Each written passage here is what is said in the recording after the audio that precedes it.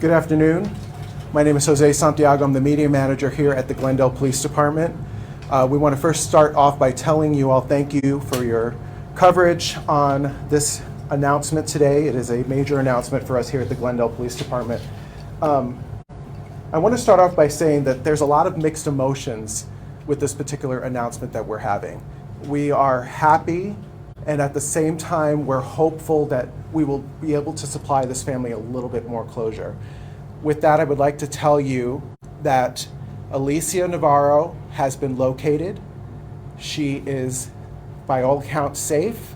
She is, by all accounts, healthy, and she is, by all accounts, happy. She was located in a very small town in Montana near the Canadian border. We can tell you that she went to a local police department in that area. She identified herself as Alicia Navarro, and at that point, our officers went into investigation mode. We conducted several types of interviews, and not only through those interviews, but through the help of Alicia's family themselves, we are confident that the person that we are talking with and are dealing with is indeed Alicia Navarro.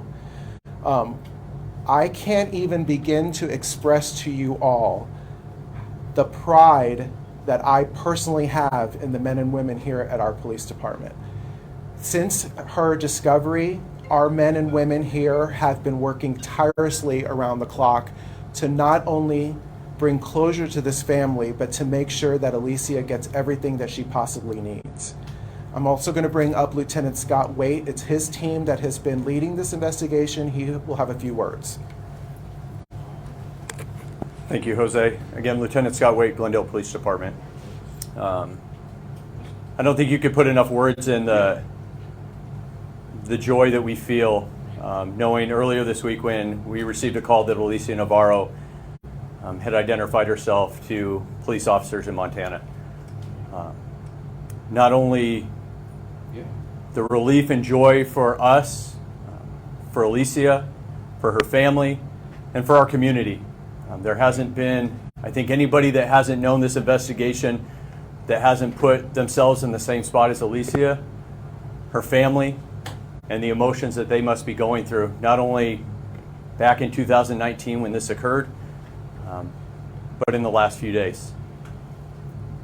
With that, we want you to know that we are continuing to investigate.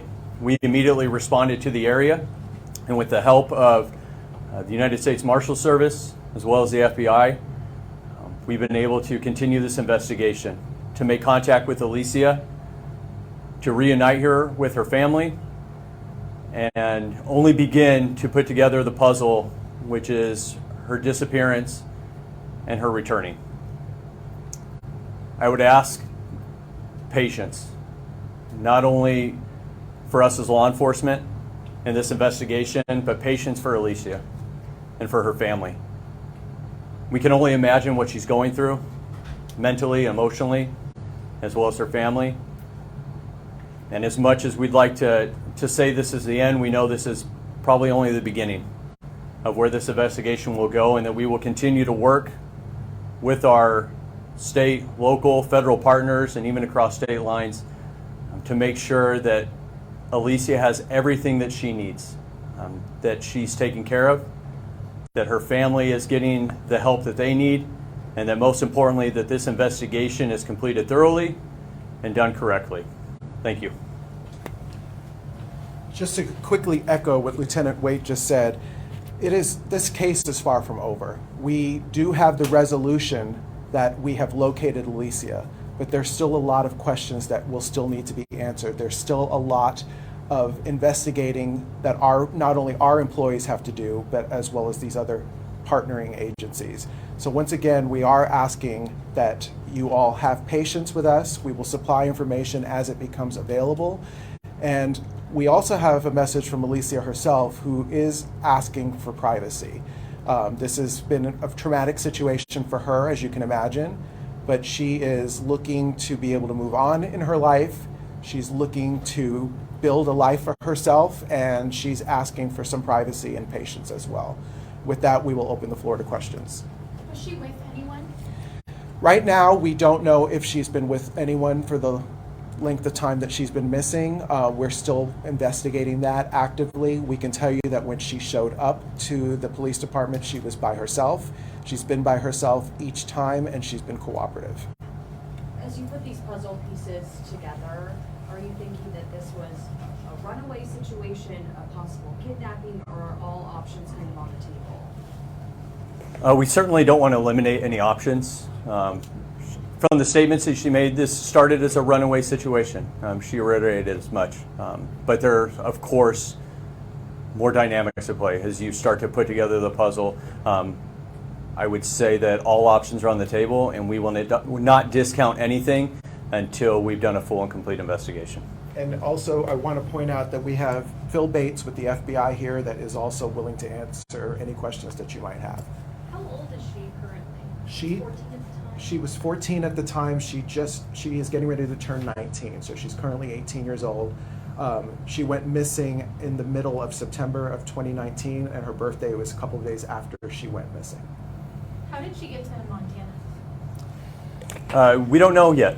That's certainly part of the investigation and answers that we're hoping to get from Alicia herself.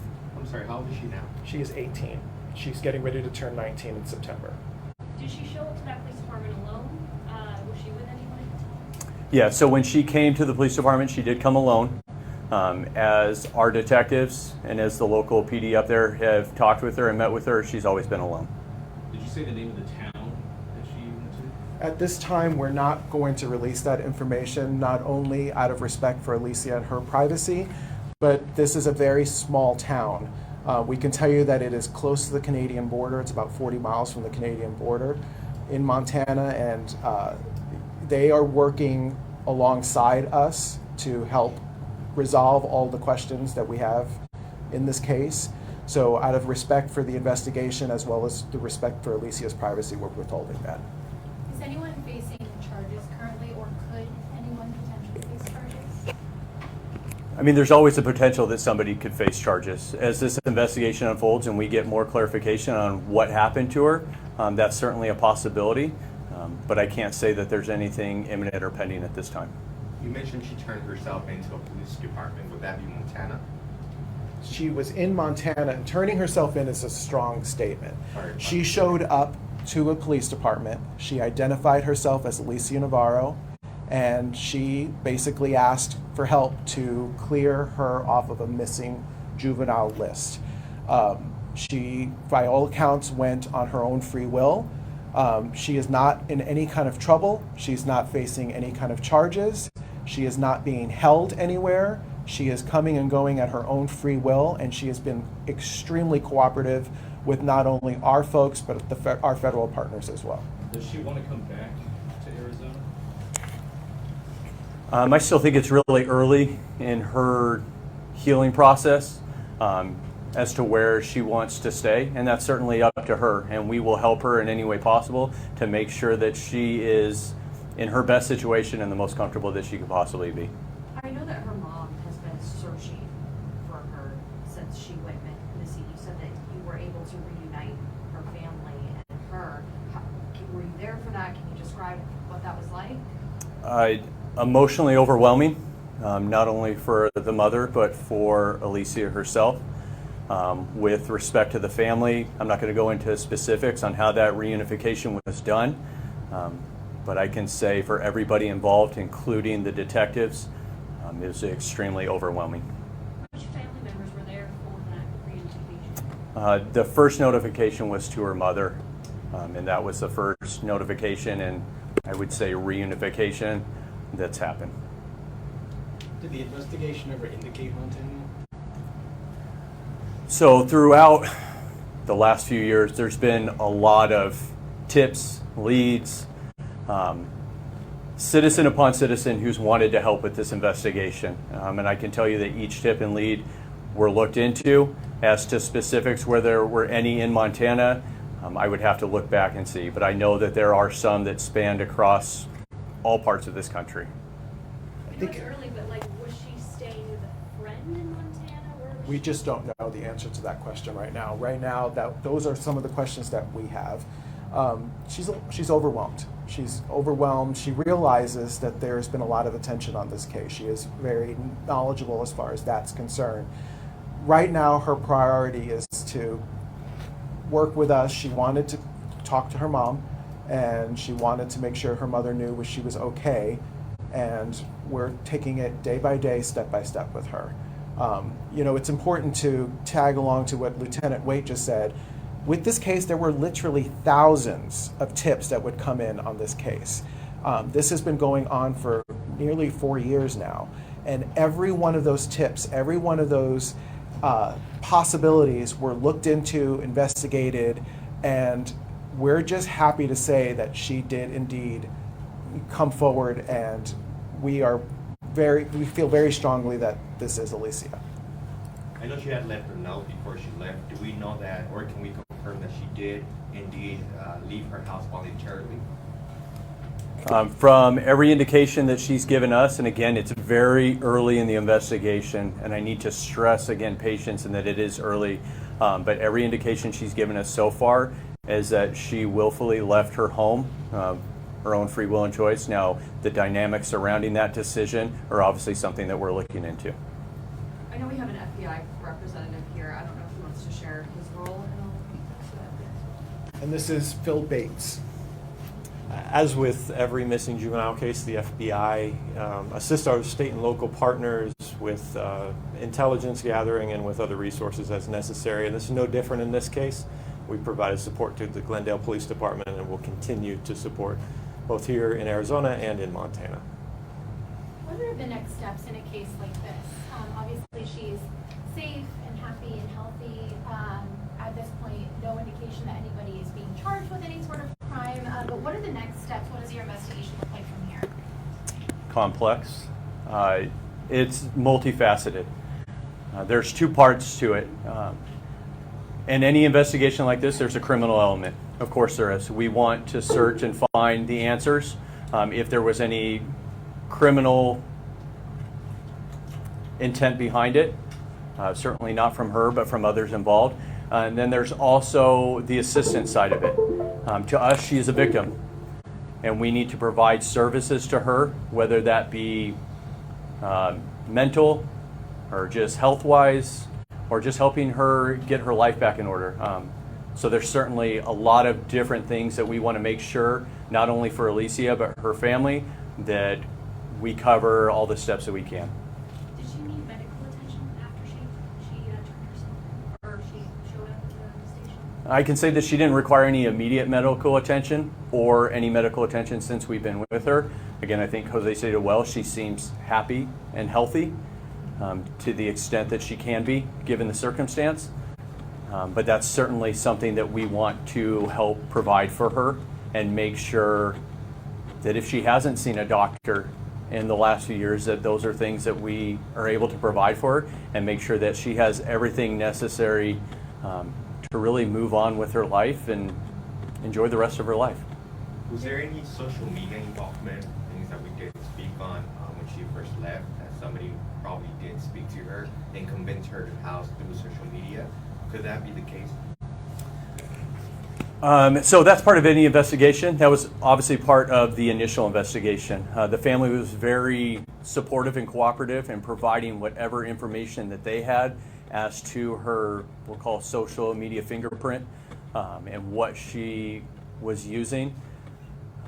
I can tell you that we followed those leads extensively. We continue to follow them. We continue to look back from the very day, minute, hour that she left and try and go down every lead that we can to see if that'll provide answers. And certainly now that hasn't stopped and will continue. Any inclination of why now? And a lot of these cases don't turn out like this, so can you tell us your reaction as well? I think for Alicia is that she felt like now was the time that whether it's emotionally, mentally, that she wants to take the next steps in her life. She's expressed a desire to move forward in life and do the things that a normal, healthy adult would do. And we certainly want to help her get those. So I can't say that there's any single triggering moment, I think there's probably been a long progression for her in the journey that she's taken, and we are more than happy, ready and willing to help her through the rest of her path. Is Alicia still in Montana? I'm sorry if you mentioned that already or not. Yes, she is still there with the local police up there, with our investigators, and we are continuing to help her in whatever way we can. Can you tell us when she went to a police department? Was it within the last few days? Within the last few days. Once we wrap up this press conference, we will be emailing out to your desks a photograph that was taken of her when she arrived at the police department. I will tell you, just to be direct, she doesn't look much different than she did when she disappeared. She is 18 years old, she's getting ready to turn 19, but her appearance is still that of a very young-looking young lady. Besides the photograph that we will be releasing, we will send 2 very small video clips of some of a very small portion of interviews that were done by our officers via FaceTime prior to seeing her face to face. Alicia is, by all accounts, again, she just appears to be in good spirits. She really just wants to move on with her life. She is very apologetic to what she has put her mother through, has expressed that, and she understands that she caused a lot of pain to her mother, and it was not intentional on her behalf, and she's hopeful that they can have a relationship. If there's no further questions, we're going to wrap it up there. Thank you, guys. Thank you.